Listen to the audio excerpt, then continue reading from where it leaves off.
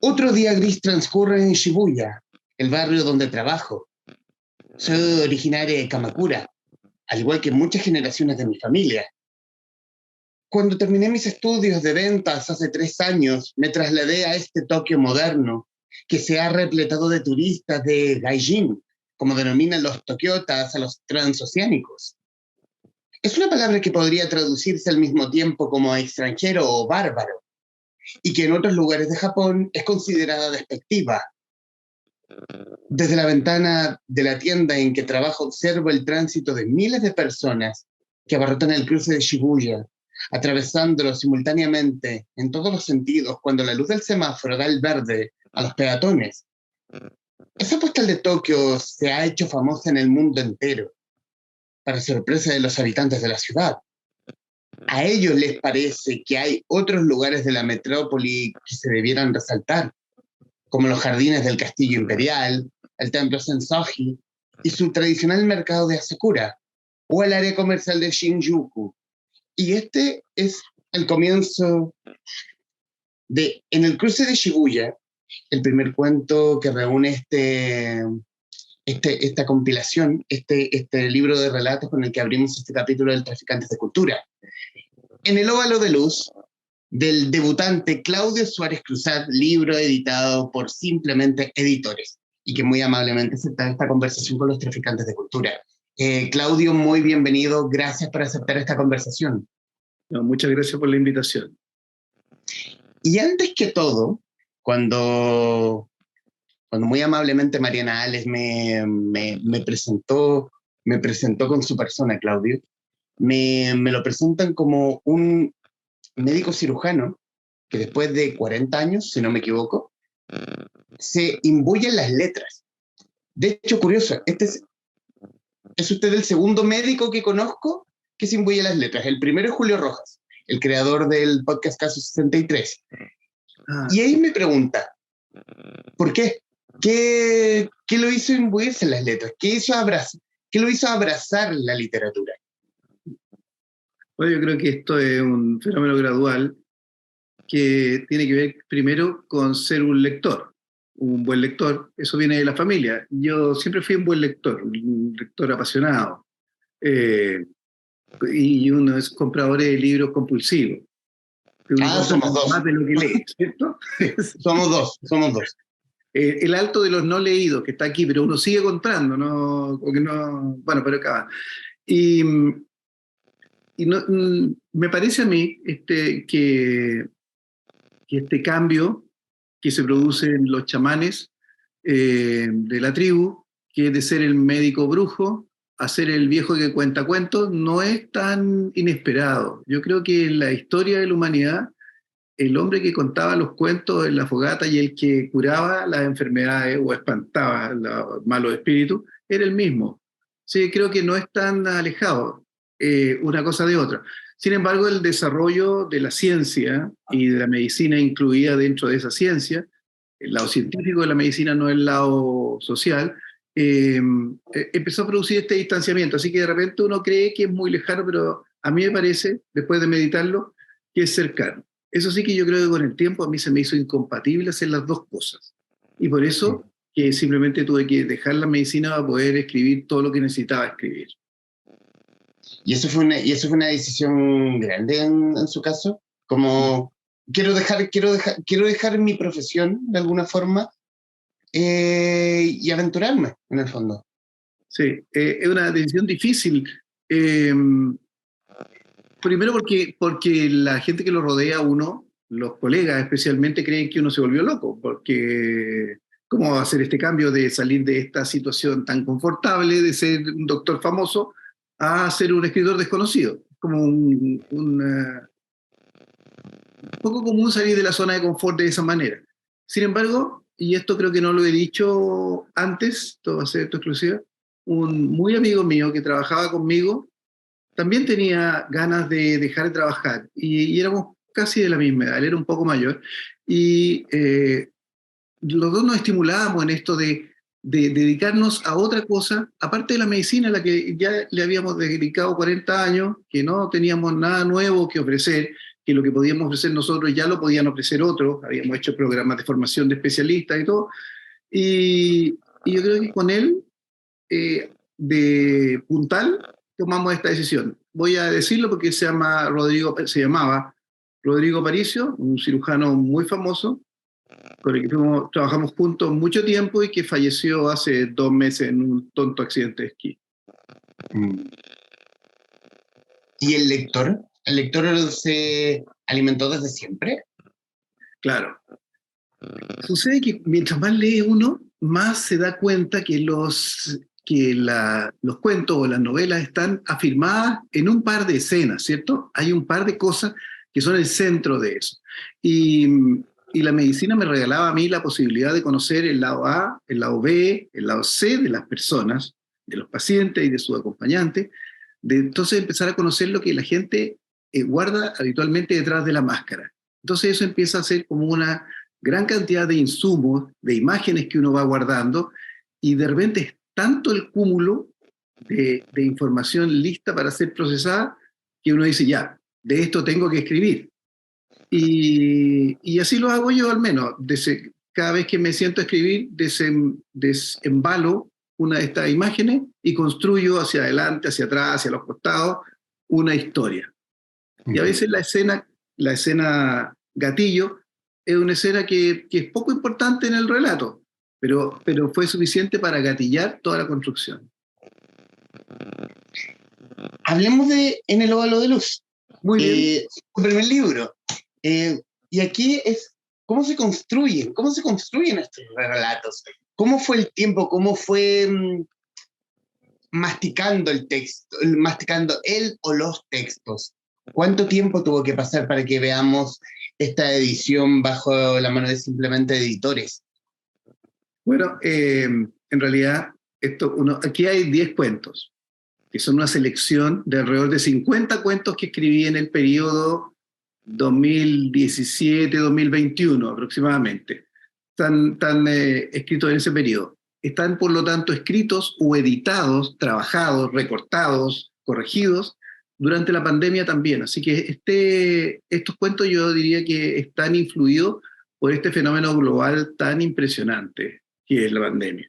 Esto que el encierro, ¿cierto? Que es una especie de cautiverio, porque la gente lo vivió de distintas maneras, y en una cosa que es tan global. No es que pudiéramos echarle la desgracia a que nuestro país, no, esto pasaba en todo el mundo al mismo tiempo.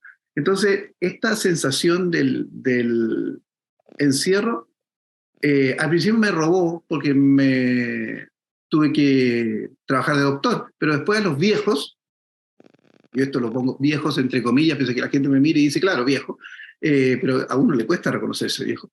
A los viejos nos mandaron para la casa, porque todavía no había vacuna y los doctores viejos enfermábamos gravemente.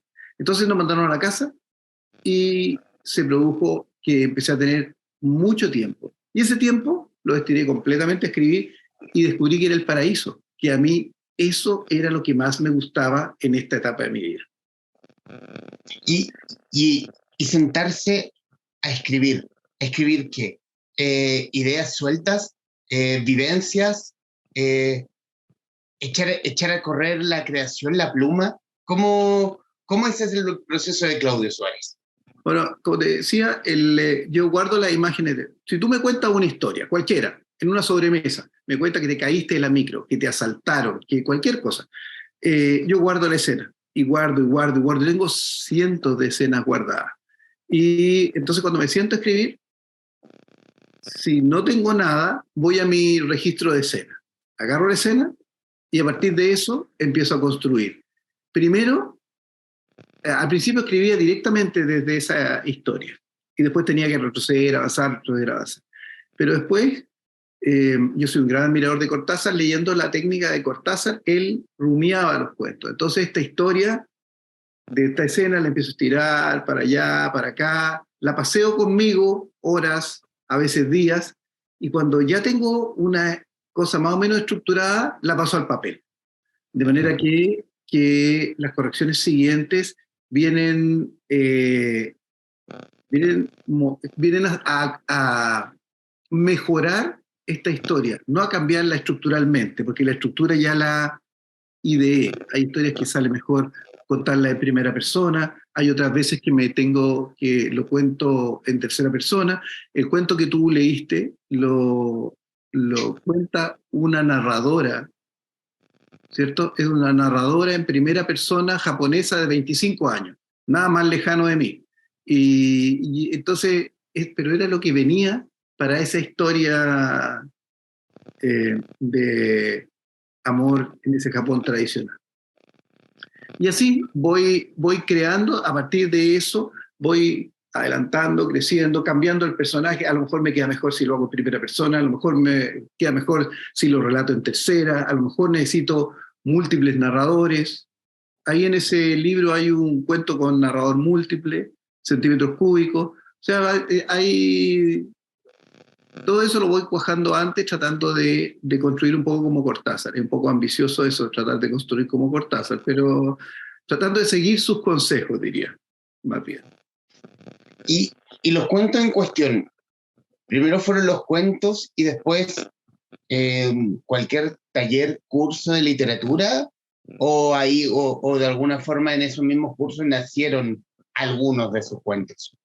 Sí, no, en el taller de Nicolás Cruz, que es un taller que tiene mucho éxito, diría yo. Nicolás escribe bastante, que muy bien, conduce muy bien, enseña mucho. De hecho, tres alumnos de él van a publicar este año. O sea, es un taller bien productivo. Entonces ahí él enseñó esto del gatillo. Entonces él ponía los gatillantes y uno iba escribiendo desde esos gatillantes. Y entonces algunos cuentos los escribí durante el taller de Nicolás, sí, también. Algunos fueron tareas. Uh-huh. ¿Y cómo fue ese acercamiento? Porque una cosa son los cuentos escritos, no sé, un cuaderno o un computador, y otra cosa es el contacto de una editorial. Y de ahí, y de ahí la idea, aquí hay algo. Aquí hay algo que puede ser visto por el mundo. Sí, bueno, los escritores inexpertos, los escritores de primeras obras, en general tenemos pocas oportunidades. No es una crítica a las editoriales, pero las editoriales son un negocio, tratan de financiarse, de no perder plata. Entonces, las editoriales grandes no apuestan por gente desconocida, para decirlo así. Por bueno que les pudiera parecer el texto, no van a apostar por alguien que no saben si van a vender. Es mucho mejor apostar por alguien conocido, con un índice de ventas conocido. Entonces, terminamos postulando a las editoriales independientes, que en Chile son muchas, y gracias a ellas aparecen escritores nuevos periódicamente. Entonces uno de repente dice, ya, sí, en realidad yo creo que el material da. Entonces lo conversas con algún editor. Y en algunos rebotas, y en otros te reciben y te dicen, sí, me interesa lo que tú tienes, mándame la obra. Y entonces, de los 50 cuentos, seleccionar 10, había harto que votar, y después tratar de producir una obra que tuviera más o menos un tono, alguna cosa común, como distintas. Este tiene de común que todos tratan de la vida y las emociones, ¿cierto? Y que tienen locaciones muy variadas en el mundo para mostrar que todo el mundo tiene más o menos las mismas cosas, que al fin los problemas y los afectos y los sentimientos y los miedos son los mismos aquí y allá. Yo lo siento también como la búsqueda de algo. No sé, Charly García habla del símbolo de paz, pero siempre es la búsqueda de algo. Algo sí, bueno o malo al final. No, yo creo que lo que los escritores tenemos que decir es una conjunción de nuestras ideas, nuestros miedos, nuestras pasiones y nuestras obsesiones. En este caldo que hacemos con todo eso, emerge la literatura que cada uno escribe. Hay gente que tiene una cabeza más sana y entonces escribe más infantil. Más obra infantil, no más infantil, más obra infantil, más juvenil. Y otros que tenemos la cabeza más retorcida, escribimos más de adultos, más violento, más locura, más sexo, más muerte. Conversamos con Claudio Suárez Cruzat, autor de En el óvalo de luz, editado por Simplemente Editores. También decir para quienes nos van a ver, nos está viendo o nos está escuchando, bueno, relatos tan diversos como viaje, enfermedad, repercusiones de la pandemia, salud mental, espiritual y la búsqueda de sentido. Bueno, lo que estábamos hablando hace un segundo. ¿Qué tanto está el cirujano que imagino, aquí yo voy a divagar, voy a tirar una idea al aire? ¿Qué tanto es el cirujano testigo in situ en una sala de operaciones de esto mismo? La caída de locura de pacientes, la pérdida de esperanza o la alegría extrema. ¿Qué tanto del cirujano está en el escritor y qué tanto de él está en cada uno de los cuentos del libro? Mira, me parece una estupenda pregunta. Yo creo que yo me dedicaba a cirugía de cáncer de pulmón, para ser específico. Una cosa muy ominosa, diría uno en general, cuando uno dice la palabra, todo el mundo se imagina que va a morir. Entonces tiene un significado de muerte, de miedo, de enfermedad, dolores que se le produce a las personas, pacientes y familiares. Y si el médico es empático, convive con esto muy intensamente.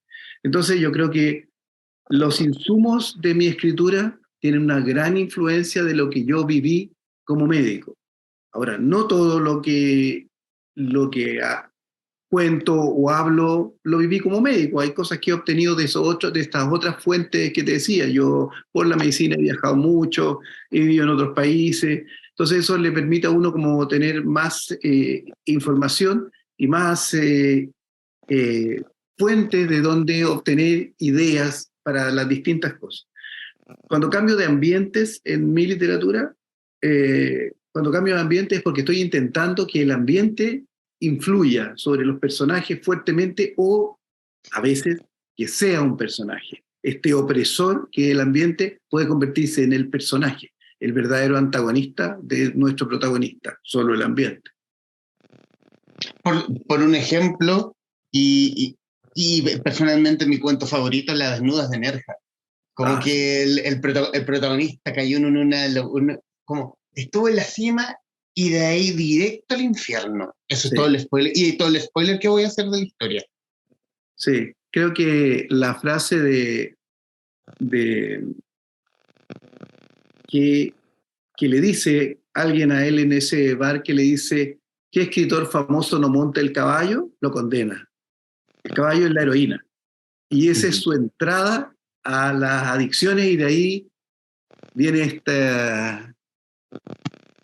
esta debacle, el descenso, que es una parte tan importante en una buena historia. Y este escritor tan famoso, con tantas cosas buenas y que empieza uno a verle los defectos también, muestra las distintas capas de un personaje. Y mientras más capas tiene un personaje, más complejo es, más interesante es, más se parece a la realidad.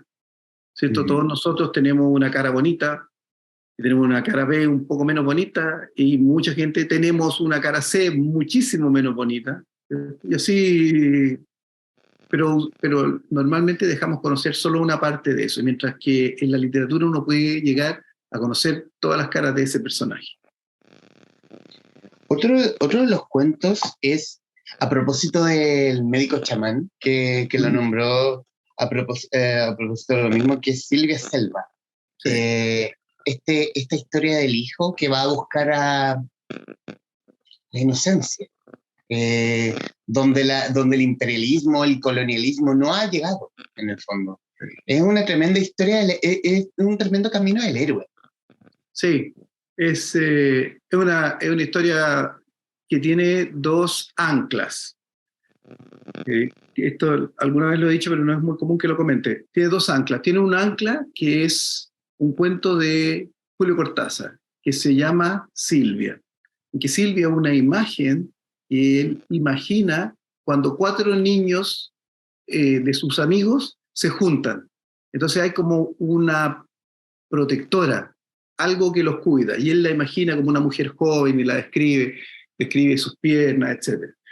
Y el otro punto donde se ancla esta historia es una experiencia mía. Yo hice medicina tropical en la selva, ahí en la cordillera en Baracayú, y, y lo hice cuando era un estudiante de medicina, eso sí, cuarto o quinto, y, o sea, 21 años, 22 años, con esa necesidad, un poco adolescente tal vez, de encontrar la pureza, de encontrar lo que nuestro mundo no ha contaminado, lo que nuestra visión occidental no ha destruido todavía. Y en esa búsqueda estaba. Entonces este personaje va con eso, va buscando eso y se va a encontrar, se va a reencontrar con su cuidadora de la infancia cuando lo necesite. Por eso es una construcción muy bonita y absolutamente el camino del héroe. Yo no hice el camino del héroe, yo hice, como te digo, esto es como toda la historia. Un 10% de este cuento tiene que ver conmigo y el 90% es ficción. Entonces, pero claro, pero es un camino, es la construcción del camino del héroe. Sí. Y como lector, ¿se siente más lector de cuentos, de historias largas, o es un lector omnívoro, como Sí, lee soy de omnívoro. todo? Soy omnívoro, leo hasta el catálogo del auto. Sí, puedo leer todo, me encanta. Ahora, igual, de todas maneras, yo diría que a mí me gustan mucho los cuentos. Y que hoy día la generación de cuentistas, mujeres jóvenes que hay, me parece brillante, que sea la Samantha Schweblin, la Mariana Enrique, me parece que están en una dimensión de la construcción de cuentos que tan interesante y que creo que está construyendo el nuevo boom latinoamericano. Y este nuevo boom latinoamericano tiene mucho de femenino. Y yo estoy tratando de subirme como en el lado de ese boom. Pero creo que tiene ¿Y, mucho de femenino, mucho joven. y hay un escritor, escritora favorita que tenga en su velador un libro de él o de ella? Sí, bueno, tengo de la Samantha Schweblin, de Mm. la Mariana Enrique, en este minuto. Siempre tengo Cortázar, siempre tengo Carver, tengo Borges y tengo mucho Murakami, porque tengo una fascinación por la cultura japonesa y Murakami es muy productivo, entonces siempre uno puede estar leyendo cosas de él. Eh, Se me están quedando afuera muchos. Y por nombrar uno que es raro, pero que siempre tengo pendiente de mirar, es uno que se llama El Dios de las Pequeñas Cosas, de Arundhati Roy, que poca gente lo ha leído y que de verdad es una mujer a la que hay que leer. A la que hay que leer. Y como sensaciones de corazón o de guata, respecto del Nenóvalo de Luz, ¿qué sensación le deja? Ya publicado, con el pulso lector, eh, ¿qué, qué, qué siente con este primer libro, hasta aquí, primer libro? Sí, esta ópera prima. Eh, Estoy muy contento porque el resultado se parece bastante a lo que yo idealizaba como mi mejor resultado. Hemos podido además con él, gracias a la editorial, estuvimos en la FIL en Guadalajara, acabamos de estar en Argentina, hemos presentado el libro en 2 países, la crítica ha sido buena, ha sido generosa, diría yo, no diría que no he tenido detractores. No, todos tenemos detractores porque uno puede gustarle o no gustarle el estilo de alguien que escribe, pero en general ha sido muy buena y me ha estimulado mucho. De hecho, mi segundo libro de cuentos está por terminarse. Espero yo que en septiembre ya podamos tenerlo físicamente para lanzarlo en octubre. O sea que en un año yo podría tener justo un año después podría tener un segundo libro. Eh, este libro que tienes en la mano se va a publicar en México probablemente le van a cambiar la portada, sí. O sea, me ha ido muy bien. Y tengo el libro de cuentos pretende hablar de una cosa distinta, de un tema difícil, pretende hablar de masculinidades, de cómo enfrentan los hombres hoy a este mundo en que nos ataca a los hombres el machismo, el patriarcado y el feminismo. Y nosotros estamos parados frente a todo eso, somos una víctima de todo eso. Así que no pretende ser un panfleto machista por ningún motivo. Solo hablar de cómo enfrentamos los hombres hoy eso. Ese es el libro de cuentos que sigue. Y después tengo una policial de mujeres, solo mujeres, y esa es una novela larga. Y tengo una novela corta que habla del edadismo, de esto, de la discriminación de los viejos. Así que tengo temas para seguir andando. O sea, el escritor tiene hambre de más y más y más libros. Mucha hambre de publicar un libro al año, sí, ese es el hambre, porque como tengo tanto avanzado, porque tengo tanto trabajo acumulado, puedo en las correcciones demorar un año y sacar un libro al año. Bueno, en los minutos que nos quedan de esta conversación, Claudio, quiero agradecerle estos minutos. Quiero recomendarles a quienes nos está viendo o nos verá en el Óvalo de Luz cuentos, son 10 cuentos. No hay estridencia, pero sí una pluma potente, bajo todos los tonos que toca cada uno de los cuentos. Son cuentos que calan, no hay tanta rimbombancia, pero hay algo poderoso en la simpleza de cada uno de ellos.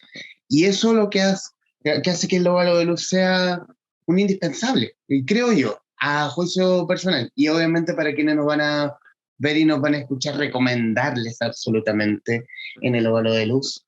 Y Claudio, bueno, estos minutos finales son suyos para que diga lo que gusta respecto del libro o de lo que usted quiera. Bueno, yo te agradezco muchísimo esta invitación y te agradezco la palabra. Creo que decir que algo es imperdible es lo máximo que uno puede escuchar de una obra de uno. Yo les recomendaría a las personas leerlo porque es un libro que habla de la vida y de las intensas emociones con las que se vive en la vida. De el miedo, el amor, del sexo, de la locura, del descenso, de la muerte y de la vida.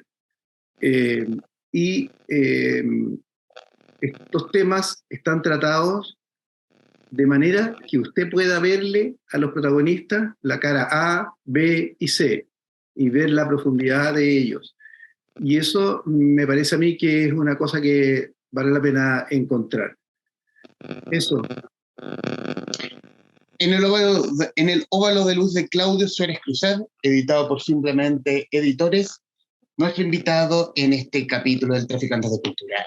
Claudio, muchísimas gracias. Muchas gracias a ti por la invitación. Y a quienes nos están viendo y escuchando, gracias por estar ahí. Adiós.